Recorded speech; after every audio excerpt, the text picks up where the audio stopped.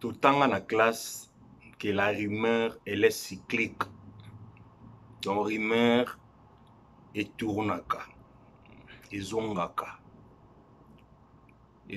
toujours après plusieurs années, mais dans une autre forme. Tant tu auras meke, tu auras rumeur que Mami Wata abimi la classe, mais tu tira comme on jamais naninde amoni Mami Watango. Donc au fin de la classe, mutagangi Mami Wata abimi bato bani mbangu bapalangani classe pe katani. Donc exactement comme la monnaie qui lobby na TV5. Donc bana classe. Aussitôt la rumeur propagée dans l'école, c'est la débandade. Dans une ambiance de sauf qui peut, les parents se ruent dans la cour de récréation. Ils sont venus en précipitation récupérer leurs enfants, persuadés que les autorités ont lancé dans l'établissement scolaire une campagne obligatoire de vaccination contre la Covid. Les élèves, dépassés par la situation, sont parfois pris de panique. Lily! Oh maman, ma grande sœur est restée là-dedans. Je n'ai pas reçu le vaccin car je me suis caché, j'avais peur. Ce qui m'a poussé à y croire, c'est lorsque j'ai appris que les parents venaient pour nous faire sortir de l'école, pour que nous ne soyons pas vaccinés, car ils disent que ce vaccin, c'est pour nous tuer. Devant les autres écoles de Bukavu, les mêmes scènes se succèdent. Dans la peur et l'incompréhension générale, de nombreux parents d'élèves se regroupent devant les écoles. J'étais à la maison et j'ai appris que les vaccinateurs étaient arrivés à l'école et qu'ils ont commencé à vacciner les enfants. Nous ne voulons pas ce vaccin contre nos enfants. Comment ils peuvent vacciner nos enfants sans nous en tenir informés ? Certains d'entre eux sont même allés jusqu'à protester devant le cabinet du gouverneur, bien décidé à obtenir des explications. Le gouverneur de province, son Excellence M. Théo Ngwabidje Kassi, tient à faire un démenti formel de cette fausse information qui a créé la panique au sein de la population. Il précise qu'aucun vaccin n'est arrivé au Sud Kivu, encore moins à Bukavu. Les autorités locales ont précisé qu'elles étaient à la recherche des personnes à l'origine de cette fausse rumeur. Elles assurent que ces dernières seront punies selon la loi en vigueur.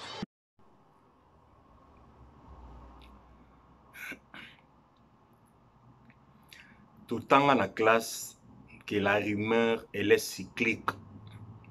Donc rumeur est tournaka, ezongaka toujours après plusieurs années, mais dans une autre forme. Tant tu auras meke, tu auras rumeur que Mami Wata abimi la classe, mais tu tira comme on jamais naninde amoni Mami Watango. Donc au fin de la classe, mutagangi Mami Wata abimi bato bani mbangu bapalangani classe pe katani. Donc exactement comme la monnaie qui lobby na TV5. Donc bana classe mutu moko agangi vaccin ekoti bazo vacciner bato bapalangani classe e katani. Donc mes frères et sœurs, eza pasi rumeur na tango babengi siècle l'information tokoma na ba niveau ya ba rumeur wana. Donc rumeur ezwa power, ole rumeur esuka ata na sima ndako, mais rumeur ezwi power ya kokata classe. Exactement tant ndenge toyaki bana mike rumeur ya Mami Wata bimi na tableau. Oh na moni tableau komi rouge ba fleur moko bimi, mais moto amona Mami Wata ti lelo yo na ona mona ite. Mais Mami Wata bimi bokimi mbangu classe katani. Donc yani ti lelo au mona mutu azui na vaccin parce que bato ebele bazwi ba vaccin soit asalaka na cœur, bato basokipaka na ba personne âgée awa biso abenga yango care home.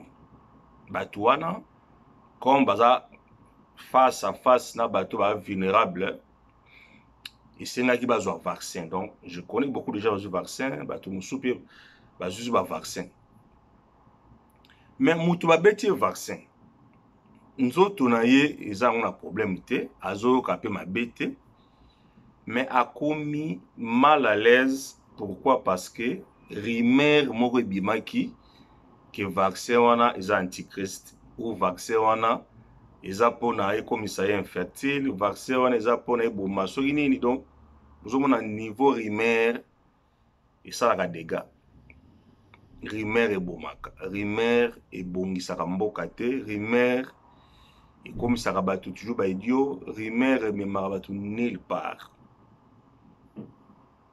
C'est vrai, ba masolo tobetaka na ba salon, na ba nini, na ba salon de coiffure entre amis, ezaka ba passe-temps koseka, kosekisa. Mais mundele asala une chose pour combattre rumeur. Rumeur lokuta, c'est-à-dire rumeur la mensonge. Rumeur kotikela ngo tenter, eza poison. Ce qui encourageant na sens ya faveur na yo, un jour balukela yo. Ce qui peut encourager na sens et combattre baninga et balukela yo toujours. Parce que na mokili toza toujours sur les mêmes bateaux. Donc biso bateau à libanda o to na facilité information. Donc ça là tout au combattre rumeur, tout s'informaka. Ba réseaux sociaux, ba Facebook, ba internet, ba Instagram, eza espace moko boye. Na kati kuna il y a ba source malamu na ba source mabe. Facebook eza lokola kaka balabala, eza kwa mboka, eza monde moko virtuel. Ndenge to aki na ba Kinshasa wana eza pendenge moko boza na kati ya Facebook, un monde virtuel.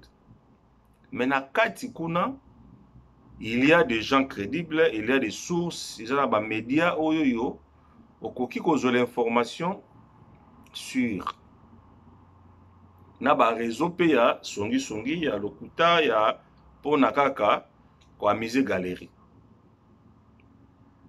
Pour conclure, je dirais une chose. Michael Jackson azala ko sepela ko créer ba rumeur autour de lui pour y rendre mystérieux pour ça succès. Donc force n'est qui na mystère.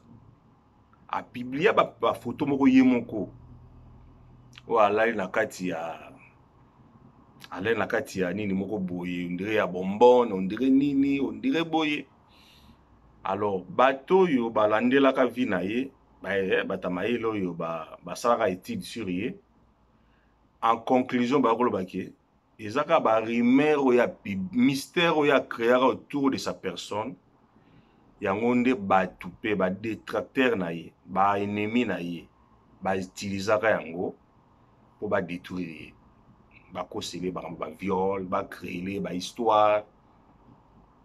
Donc, on crée rumeur autour de soi, qu'on favorise rumeur, qu'on favorise mensonge, et qu'on baluka un jour. Et qu'on baluka.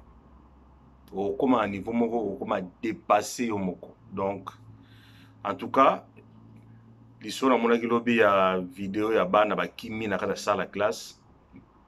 Et rappeler nga bon moi en tout cas. Na makamto tangi pe na ba classe que rumeur ezara cyclique. O mwasi akomi koko, o mwasi moko bakute na mundele moko boya, o akomi koko. Eza biloko epanza na richesse. Bon mona que les mêmes rumeurs ezonga kaka. Nde ozonga na bana biso yo que bali ba vacciner bango classe katani. Donc exactement ndenge mami wata na kokata classe kala. Donc en tout cas c'était juste du solo à l'élo, donc nous allons pas pour la biso. Tout le monde à la prochaine.